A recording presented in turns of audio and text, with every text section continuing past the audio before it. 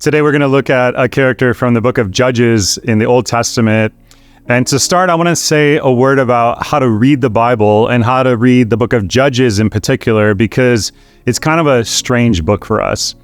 Often in our day, people kind of think of the Bible as a dull book, mostly about morals. It would not have been read that way by its original audience.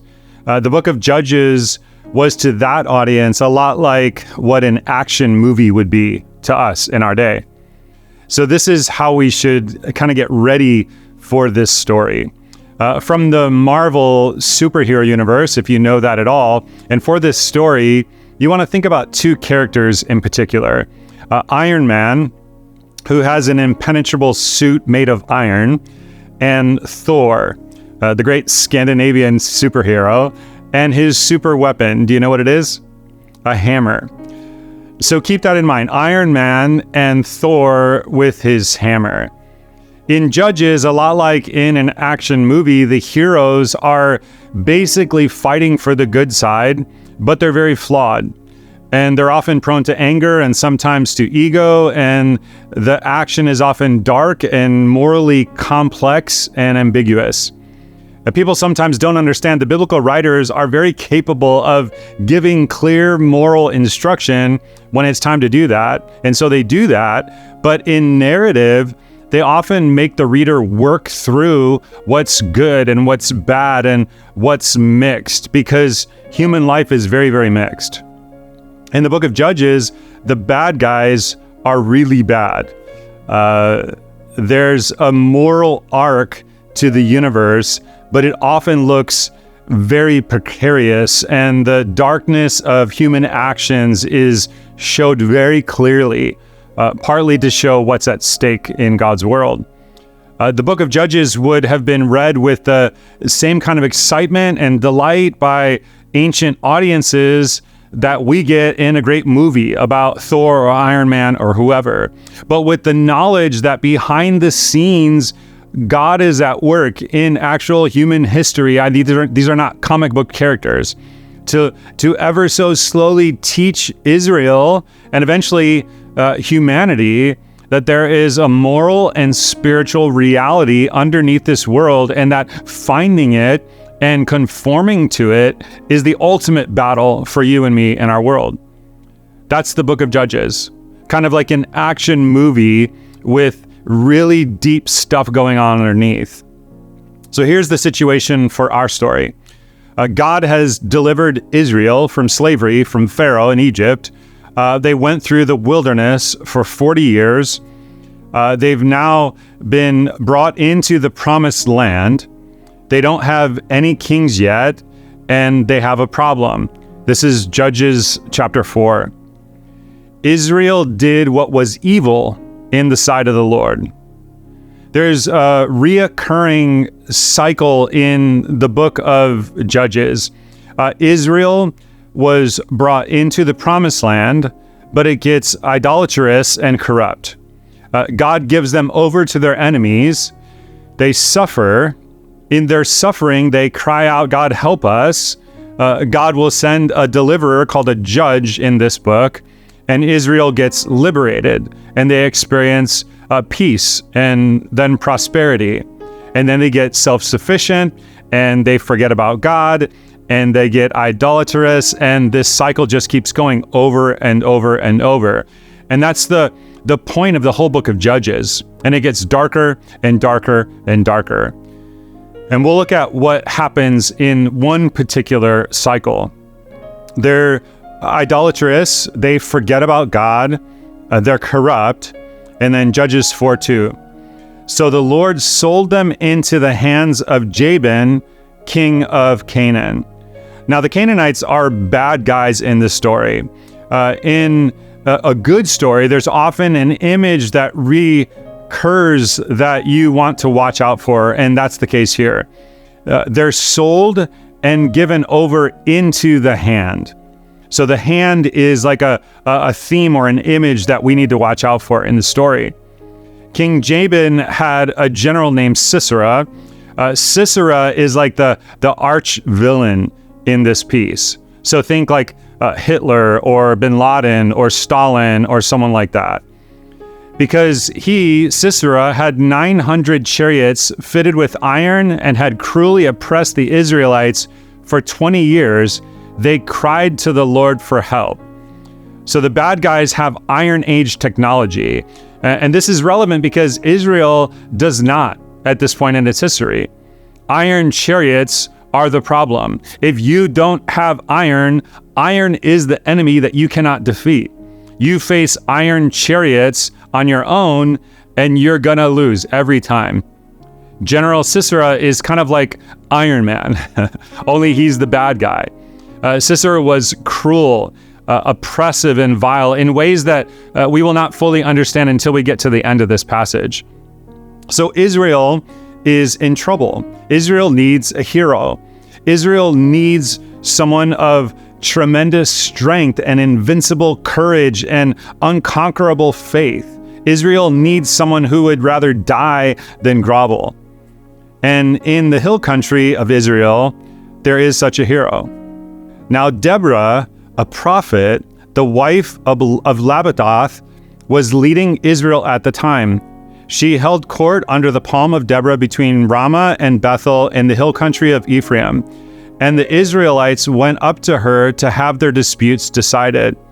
She sent for Barak. Now, this is very interesting. Israel is being led into this crisis by a woman. Sometimes people think, according to the Bible, women are not supposed to lead men, but here she is.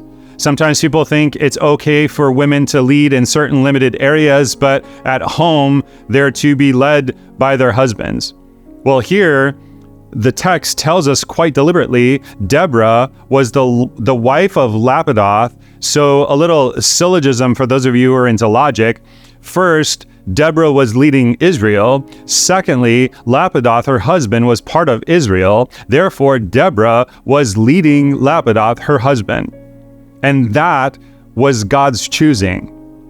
And I wonder how she responded when God called her. I wonder if any part of her said, "No, God, I can't do this. This is for boys." God said, "I know what I'm doing. I made women just like I made men.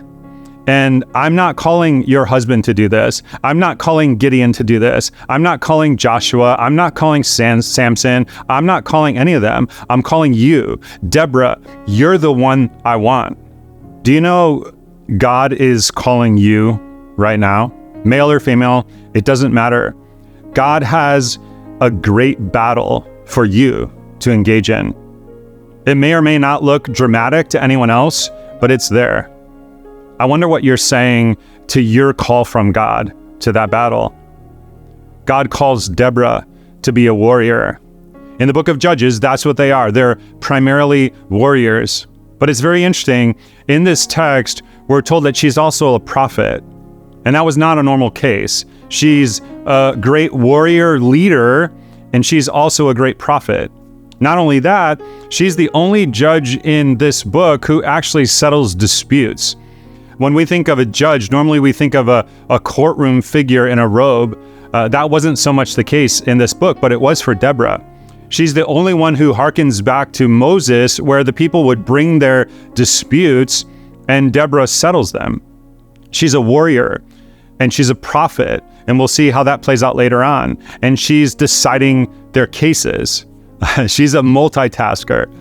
I'll sometimes have conversations with people about multitasking. Is multitasking a good thing, or is it not a good thing? Personally, I don't like it. I like single tasking.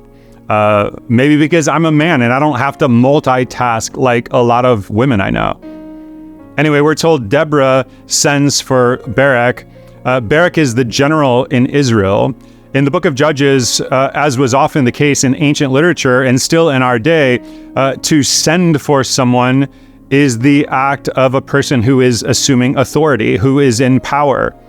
Being a woman, you might expect Deborah to go to Barak and tactfully offer a suggestion.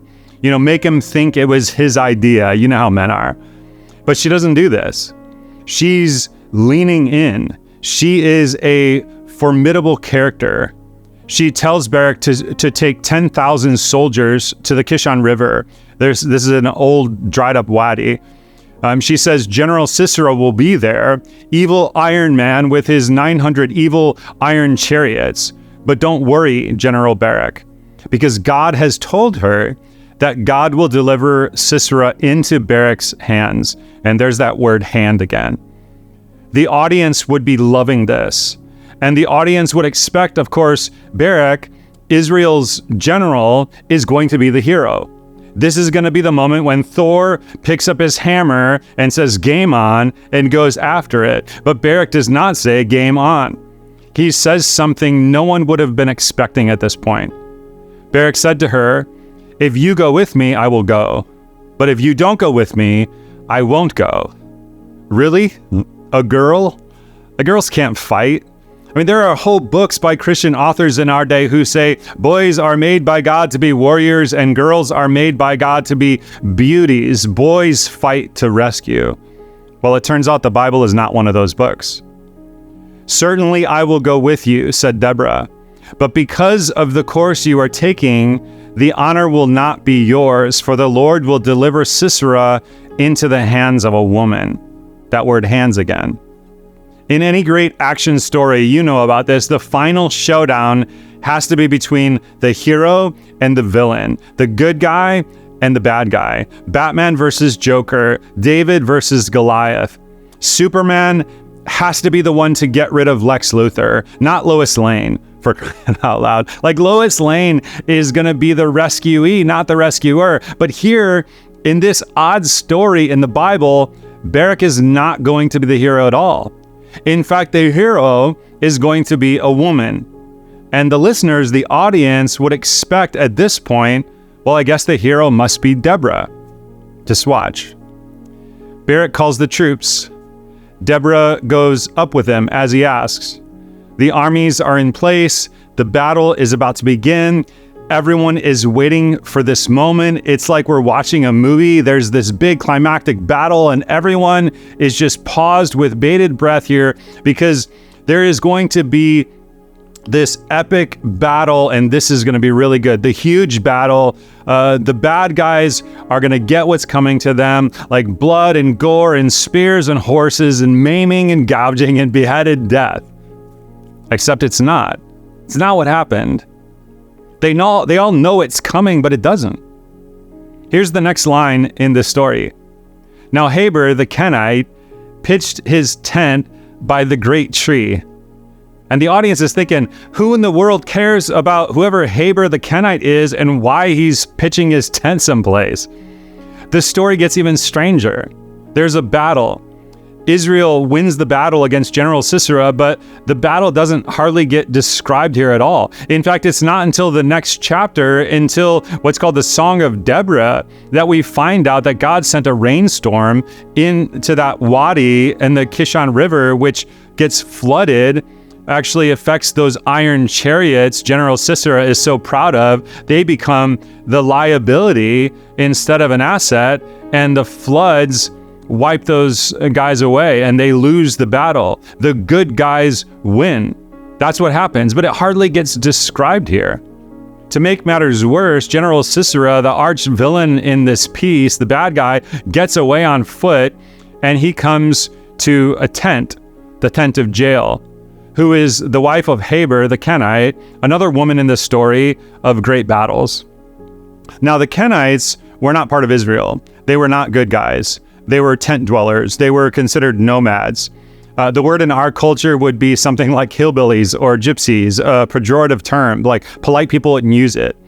They were blacksmiths, which means they would have been the ones who made the iron chariots that were being used by General Sisera and the bad guys. The tribe had an alliance with the bad guys. Jael went out to meet Sisera and said to him, "Come, my lord, come right in. Don't be afraid."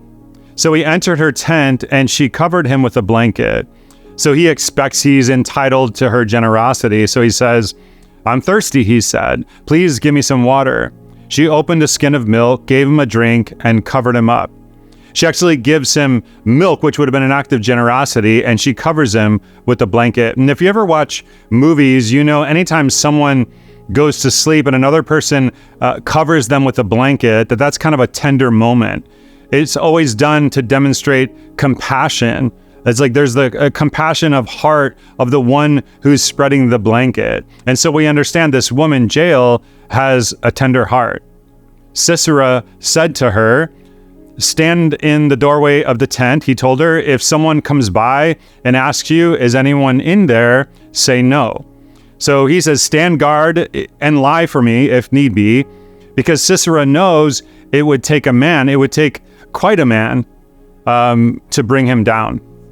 Sisera has had his milk. He's covered up with a blanket. He falls asleep. Cue the lullaby. He's taken a nap. But Jael, Heber's wife, picked up a tent peg and a hammer and went quickly to him while he lay fast asleep, exhausted. She drove the peg through his temple into the ground, and he died. Did not see that one coming. Like scrawny little hillbilly lady, not even part of Israel, picks up the mighty hammer. Like Thor turns out to be a girl. Who knew? She picks up a tent peg and drives the nail into the evil general's temple, through his skull, into his brain, clear out through the back of his skull and into the ground. And this is in the Bible. In case you're wondering how serious this injury might have been, the text says she drove the peg through his temple into the ground and he died. Like, no kidding. Like maybe the three most unnecessary words in all of the Bible. In case anyone missed this, in the next verse, Barak comes by the tent and Jael invites him into her tent. Just then Barak came by in pursuit of Sisera, and Jael went out to meet him. "Come," she said, "I will show you the man you're looking for." So he went in with her, and there lay Sisera with the tent peg through his temple, dead. In case anyone wasn't paying attention to that, here's what we read in the next chapter, in the poetic summary that's called the Song of Deborah.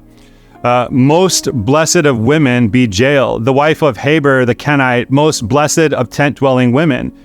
He asked for water, she gave him milk. In a bowl fit for nobles, she brought him curdled milk.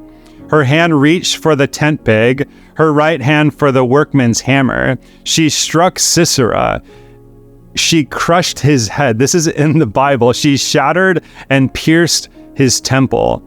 At her feet he sank, he fell, there he lay. At her feet he sank, he fell. Where he sank, there he fell, dead." Like, is anyone unclear on what happened to Sisera here?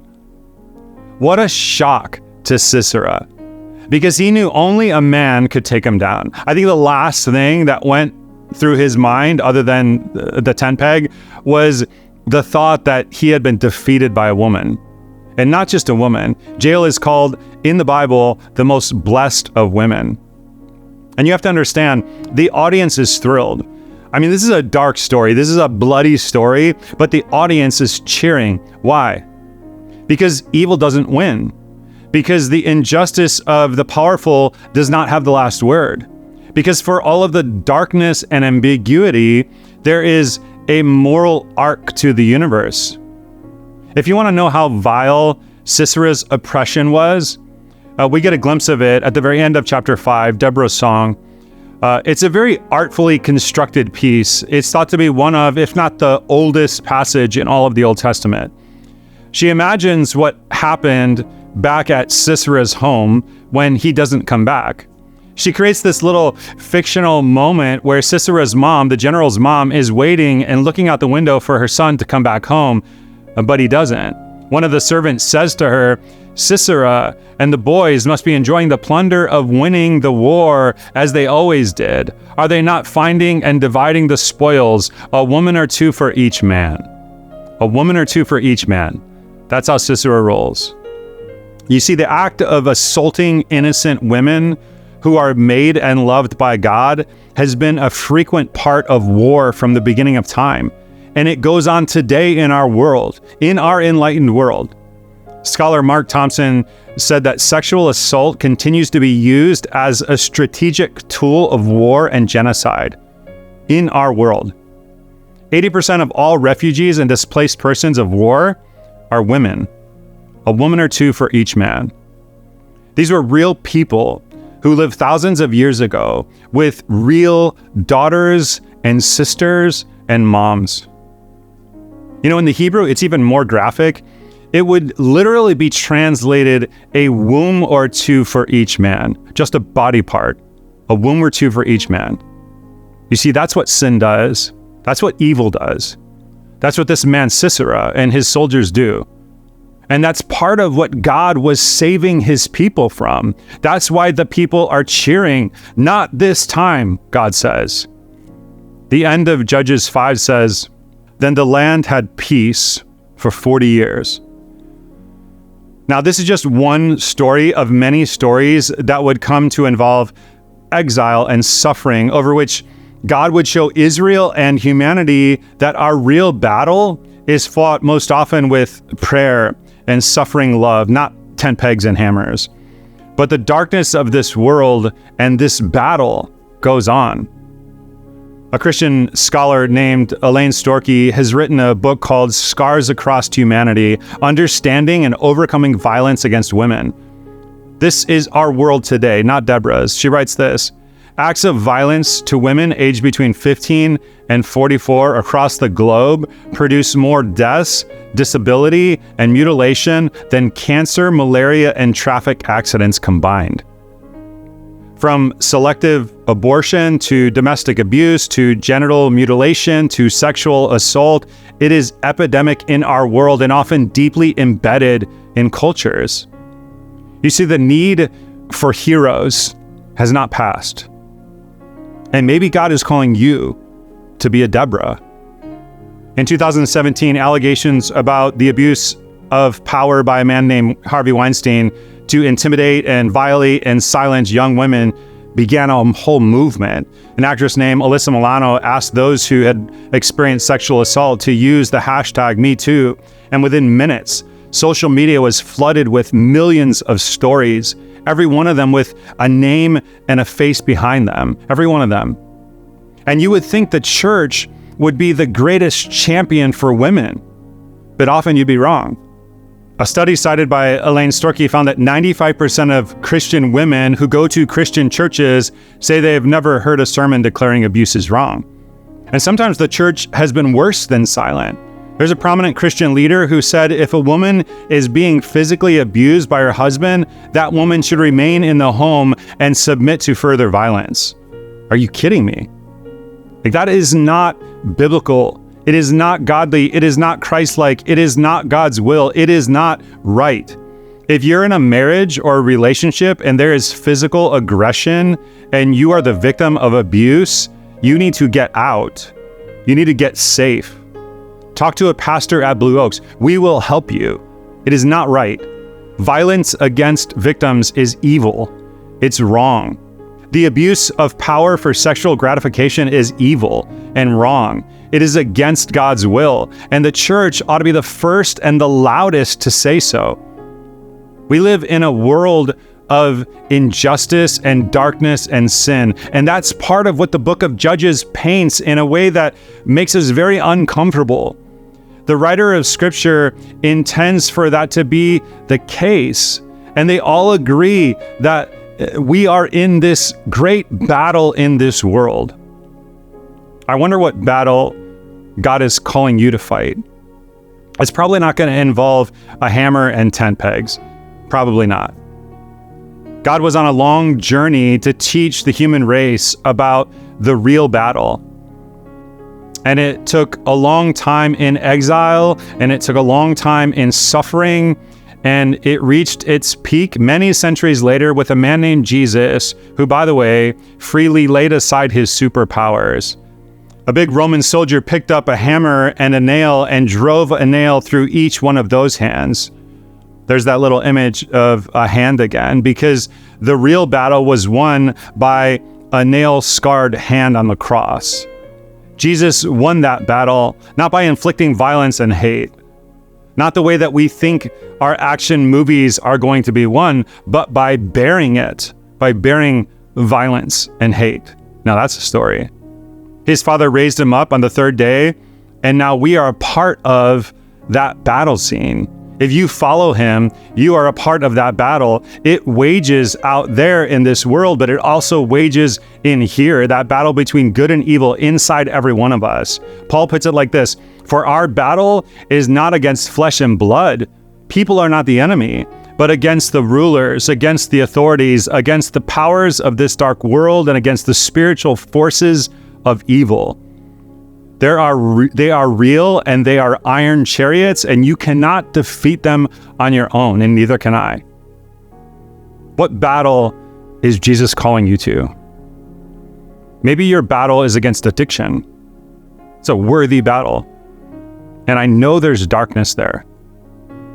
Maybe God is calling you to fight a battle against anxiety or depression. Like some of the great heroes I know and admire and love are fighting that battle, and no one knows outside of God. Maybe you're fighting to save a marriage or to reconcile a relationship with your child. Maybe God is calling you to stand with the most vulnerable, for people who are experiencing homelessness, and so often in our culture, the shame that goes with it. Or for suffering immigrants, or for frightened children, or for the unborn, or for veterans in a hospital who everyone has forgotten. What you need to know when you're called to that battle is that you do not fight alone. There's a wonderful ending to this story. Chapter 5 is called the Song of Deborah. Chapter 4 tells us the story of Judges, and then chapter 5 is called the Song of Deborah. It's a whole chapter. By the way, guess who wrote the Song of Deborah? It's not a trick question. Take a wild guess. Deborah. Like, that's a woman, and it's the 5th chapter of Judges. In other words, it's part of the Bible. In other words, part of the Bible was written by a woman named Deborah. It's called the Song of Deborah. And song is kind of a theological reflection. It's not like a tune on the radio. It's not like it goes, oh, Sisera is dead, they nailed him in the head. It's not that kind of song. It's an expression of theological reflection to reveal the deep spiritual truth about what has been going on in the world. This is what Deborah is saying in this Song of Deborah. It was God who fought the battle. It was God who gave the victory. The mountains quaked before God, the Lord of Israel. The final words of Deborah, chapter 5, are, "But may all who love you, Lord, be like the sun when it rises in its strength. Not may all who sit in powerful offices with great titles. Not may all who drive luxurious cars and live in giant homes. Not may all who command vast amounts of wealth. No, there is another kingdom. But may all who love the Lord be like the sun when it rises in its strength. For God loves to use people who our world thinks are marginal. His strength is made perfect in weakness." There is a big God. There's a really big God, bigger than old General Sisera, and bigger than his chariots of iron, bigger than your addiction, bigger than your failure, bigger than your disease, bigger than your problem, I promise you. Bigger than oppression, bigger than injustice, bigger than evil. And he will give you the courage if you ask. And he will give you the wisdom if you ask. And he will give you the love if you ask him. There is a great battle. There's a great battle, and this is your day, and you do not fight alone. So show up for the battle. Be a hero. All right, let me pray for you. God, you have called some of us to be in this battle in specific areas that we see in our lives, maybe in our church, maybe in our society. And God, I pray that you would give us the resources and the strength and the courage, the wisdom that you gave to Deborah to fight the battle that you gave her to fight. And may we experience the same kind of victory over the battles. Maybe they're just battles in our own heart, in our own mind. But will you help us to find victory over those battles in our lives and in our church and in our society? And would you use us to accomplish your great purposes in this world? And I ask it in Jesus' name. Amen.